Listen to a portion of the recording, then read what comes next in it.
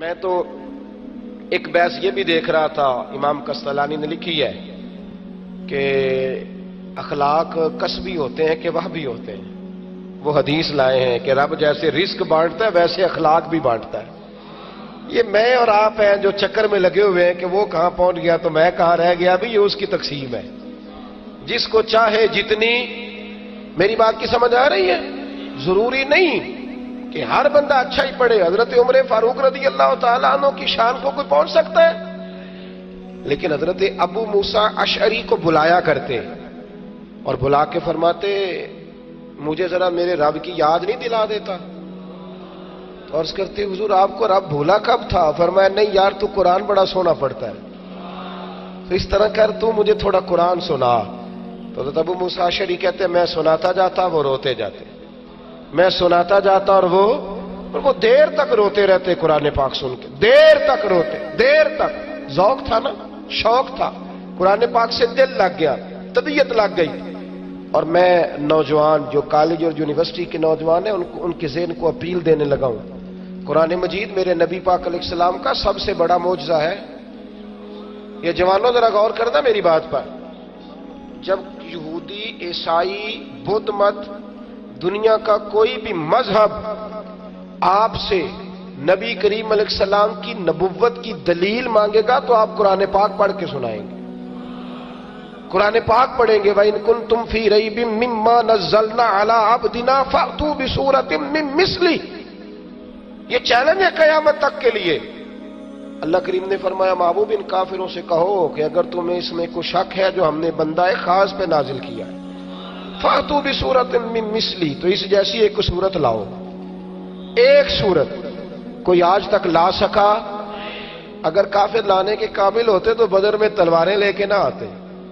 ایک بندے نے جرت کی تھی، مسلمہ کذاب نے، معاذ اللہ، تاریخ کہتی ہے اس نے کہا جی باجی مجھے مل گیا جی قرآن پاک کا مثل۔ وہ آیت ہے نا القاریہ تم القاریہ وما ادراک ملقاریہ، کھڑکھڑانے والی۔ کیا ہے کھڑکھڑانے والی؟ تمہیں کیا خبر کیا ہے کھڑکھڑانے والی؟ یہ قیامت کا ذکر ہو رہا ہے، اور واقعی لوگوں کو پتہ نہیں کہ قیامت کا منظر سنا ہے، دیکھا تو نہیں نا۔ کہنے لگا جی مجھے بھی مل گیا ہے قرآن، میں معاذ اللہ تمہیں بتاتا ہوں۔ کہو؟ کہنے لگا الفیل، ہاتھی، ملفیل۔ کیا ہے ہاتھی؟ وما ادراک ملفیل، تمہیں کیا پتا کیا ہاتھی؟ تو نیچے سے ایک چیلا کھڑا ہو گیا، کہنے لگا بادشاہ بس کر، کیوں بےزتی کراتا ہے؟ ساری دنیا کو پتا ہے ہاتھی کیا ہوتا ہے۔ اس کے 2 کان ہوتے ہیں، ایک سونڈ ہوتی ہے، 4 ٹانگیں ہوتی ہیں، تو پاگل ہو گیا؟ تو کہاں قرآن مجید کا مقابلہ کرنے چلا ہے؟ یہ کوئی مقابلہ ہے؟ میرے رسول کریم علیہ السلام کا معجزہ ہے قرآن۔ قیامت تک تمہیں لوگ یہ تو بتا سکتے ہیں کہ یہ ہم نے جمہوری نظام قائم کر لیا ہے، یہ صدارتی نظام آ گیا ہے، یہ فلاں نظام آ گیا ہے، یہ فلاں نظام آ گیا ہے، اور تمہارے حکمران تمہیں مثالیں تو دے سکتے ہیں کہ وہ نظام بھی ہے، یہ نظام بھی ہے، یہ یورپ کا ہے، یہ امریکہ کا ہے، وہاں کا صدارتی ہے، یہاں کا پارلیمانی ہے، یہ 17ویں ترمیم ہے، وہ 18ویں، یہ گورکھ دھندا تو تمہیں سنا سکتے ہیں، پر کائنات کا کوئی مذہب قرآن مجید کا مقابلہ نہیں کر سکتا، قرآن پاک کا مقابلہ نہیں کر سکتا۔ لیکن ایک کام انہوں نے کیا ہے، ایک کام کیا ہے، بھلا کیا؟ انہوں نے نا اس طبقے کا سٹیٹس تھوڑا سا کم کرنے کی کوشش کی ہے۔ اس لیے کہ جب کسی کا سٹیٹس کم ہوتا ہے نا پھر اس کی بات لوگ ذرا مشکل سے سنتے ہیں۔ سمجھ آ رہی ہے میری بات کی؟ اللہ آپ کو جزائے خیر عطا فرمائے۔ آپ ایک نفسیاتی اثر ہے، ذرا دیکھیے گا، نفسیاتی، انسان کچھ چیزوں کو نفسیاتی طور پر قبول کرتا ہے۔ آپ چلے جائیں آج ڈاکٹر کے پاس، آپ سے کسی نے کہا کہ جناب آپ وہ لاہور نیشنل ہاسپٹل جائیں، ڈاکٹر ہاسپٹل سب سے مہنگا، او پی ڈی میں ڈاکٹر آپ کو چیک کرے گا، آپ تشریف لے گئے، آپ کو پتا چلا کہ فیس ہے 5000 ڈاکٹر کی،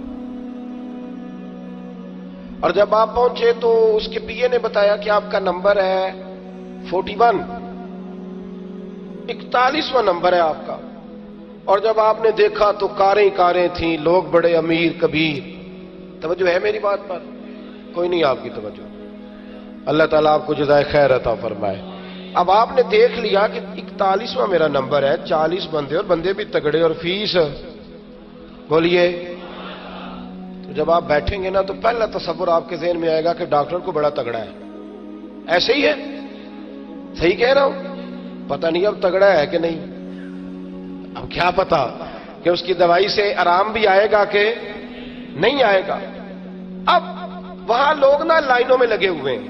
اور میں کچھ ایسے ڈاکٹروں کو بھی جانتا ہوں جو مہینے میں 4 دن باہر رہتے ہیں ملک سے. دبئی میں بیٹھتے ہیں, سعودی عربیہ میں بیٹھتے ہیں, مختلف ممالک میں جاتے ہیں 4 دن. اور وہ جب کسی مریض کو کہتے ہیں نا میں 4 دن وہاں رہ کے آؤں تو اور پریشر پڑتا ہے. یار اتنا قابل بندہ ہے, وہ 4 دن ادھر بھی بیٹھتا ہے. ایک اور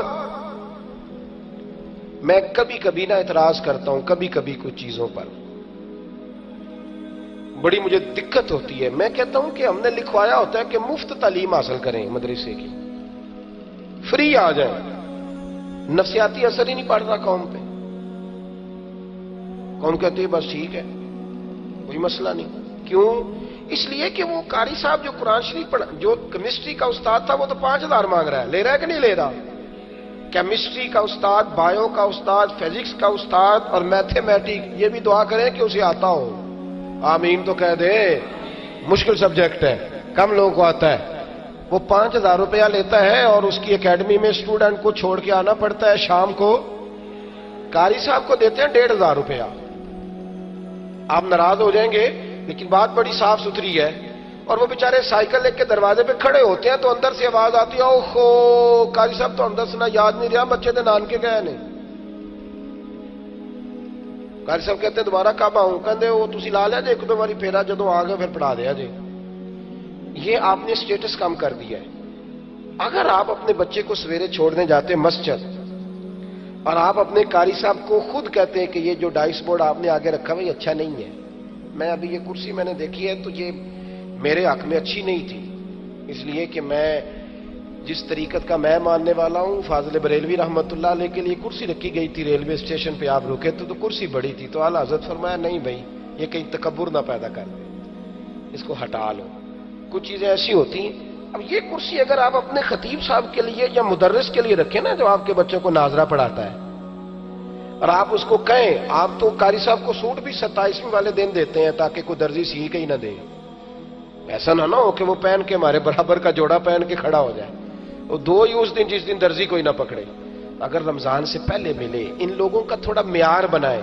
ان سے بھی بڑے شکوے ہیں, وہ علیحدگی میں کروں گا, وہ ہیں یہاں بھی کچھ معاملات ہیں, کوئی ضرورت نہیں ہے, کوئی ضرورت نہیں. اگر امام کسائی کو ہارون رشید کہتا ہے کہ میرے گھر آ کے بچے کو پڑھاؤ حدیث پاک, تو امام کسائی فرماتے ہیں یہ رسول اللہ کا دین ہے, تیرے گھر آ کے نہیں پڑھا سکتا, اسے رسوا نہیں کروں گا. جہاں غریبوں کے بچے بیٹھ کے پڑھیں گے وہیں تیرا شہزادہ بیٹھ کے پڑھے گا.